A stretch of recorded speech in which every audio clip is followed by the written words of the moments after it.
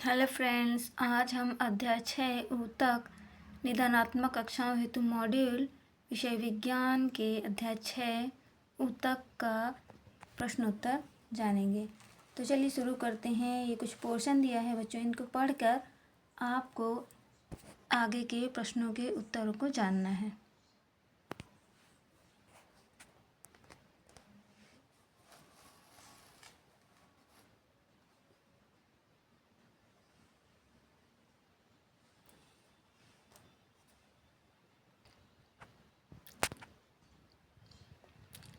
Parenchyma, क्लोरेन्काइमा and sclerenchyma, इसमें अंतर आप जरूर याद कर लें। ये बहुत ही इम्पोर्टेंट क्वेश्चन है, आ सकता है परीक्षा में। परीक्षा की दृष्टि से बहुत ही महत्वपूर्ण है। पेशी ऊतकों के प्रकार तो रेखित पेशी, अरेखित पेशी और हृदय पेशी 3 प्रकार की होती हैं और इनके डायग्राम आप बहुत अच्छे से बना लें। चलिए अब हम इनके सही विकल्प पर ध्यान देते हैं। प्रश्न पहला, जिम्नोस्पर्म में पाया जाने वाला जल संवहन ऊतक है तो बा ऑप्शन सही होगा वाहिका। दूसरा, पैरेन्काइमा कोशिका है तो आ वाला ऑप्शन होगा पतली भित्तीय दीवार। तीसरा, ऐच्छिक पेशियां पाई जाती हैं तो इसका बा ऑप्शन सही होगा पाद।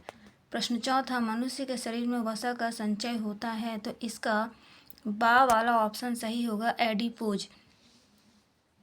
प्रश्न पांचवा, किसी ऊतक में मृत कोशिकाएं पाई जाती हैं तो इसका बा ऑप्शन स्क्लेरेन्काइमा सही होगा। प्रश्न छठवा, रक्त एक, तो आ वाला ऑप्शन रक्त एक तरल संयोजी ऊतक है।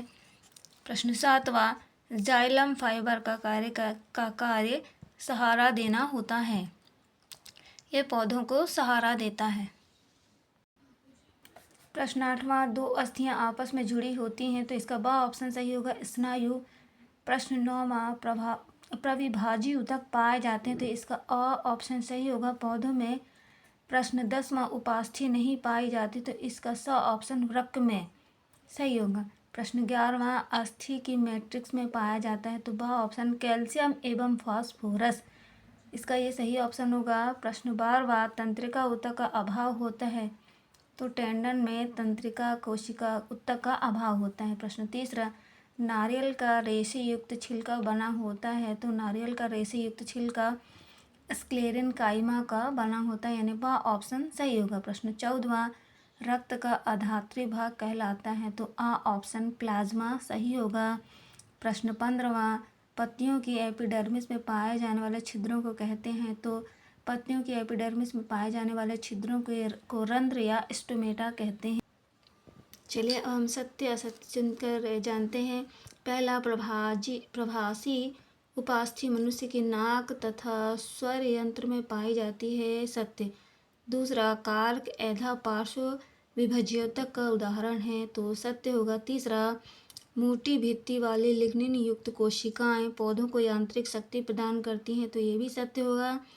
प्रश्न चौथा, हृदय पेशी कंकाल से जुड़ी होती है तो ये असत्य होगा।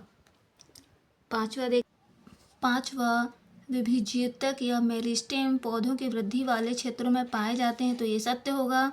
छठवां, रक्त एवं प्लाज्मा संवहनी संयोजी ऊतक हैं तो ये भी सत्य होगा। सातवां, हृदय पेशियां ऐच्छिक होती हैं तो ये असत्य होगा। प्रश्न तीसरा, निम्नलिखित ऊतकों के नाम लिखना है तो पहला, ऊतक जो मुंह के भीतरी स्तर का निर्माण करता है ये होगा सरल सल्की एपिडर्मिस। दूसरा, ऊतक जो मनुष्य में पेशियों को अस्थियों से जोड़ता है तो कंडरा होगा। तीसरा, ऊतक जो पौधों में भोजन का संवहन करता है तो ये फ्लोएम होगा। चौथा, ऊतक जो शरीर में वसा का संचय करता है तो एडिपोज ऊतक होगा। पांचवा, तरल अधात्री सही संयोजी ऊतक का नाम लिखिए तो इसका नाम होगा रक्त। छठवां, मस्तिष्क में स्थित ऊतक का नाम लिखिए तो इसका उत्तर होगा तंत्रिका ऊतक।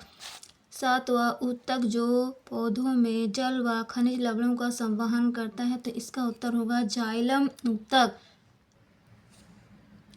दो अस्थियों को आपस में जोड़ने वाले ऊतक का नाम है स्नायु ऊतक। चलिए प्रश्न अगला, रिक्त स्थान की पूर्ति कीजिए।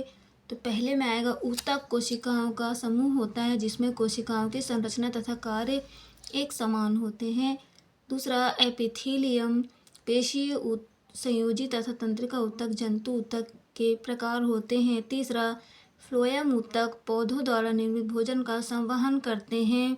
चौथा जाइलम ऊतकों जड़ों द्वारा अवशोषित जल व खनिजों को विभिन्न भागों तक पहुंचाते हैं। चलिए प्रश्न 5वां सही जोड़ी देखते हैं। तो पहला संयोजी ऊतक का सही होगा रक्त।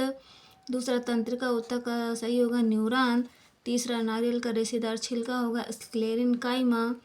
चौथा हृदय की पेशियाँ होंगी अनैच्छिक पेशियाँ। इसके बाद आँख की पलक होगा ऐच्छिक व अनैच्छिक पेशी। छठवां पत्तियों से भोजन का परिवहन, तो ये होगा फ्लोएम। चलिए अब हम प्रश्न अध्याय 7 के सही विकल्प और प्रश्नों के उत्तर जानते हैं। चलिए हम अध्याय 7 गति के सही विकल्पों को जानते हैं। यदि कोई वस्तु समय के सापेक्ष अपनी स्थिति बदल रही है तो उसे खालिस्तान में कहते हैं, तो गतिशील अवस्था में कहते हैं, यानी वह ऑप्शन सही होगा। दूसरा प्रति इकाई समय में चली गई दूरी को कहते हैं, तो प्रति इकाई समय में चली गई दूरी को चाल कहते हैं। तीसरा वेग का ऐसा ही मात्रक है, तो वह ऑप्शन ms सही होगा। चौथा वेग समय का ग्राफ क्षेत्रफल बताता है, तो द विस्थापन सही ऑप्शन होगा। पांचवा निम्न ग्राफ किस भाग में वेग एक समान है, तो इसका बा वाला ऑप्शन सही होगा AB। आपको वीडियो पसंद आई हो तो लाइक करें और मेरे चैनल को सब्सक्राइब करें।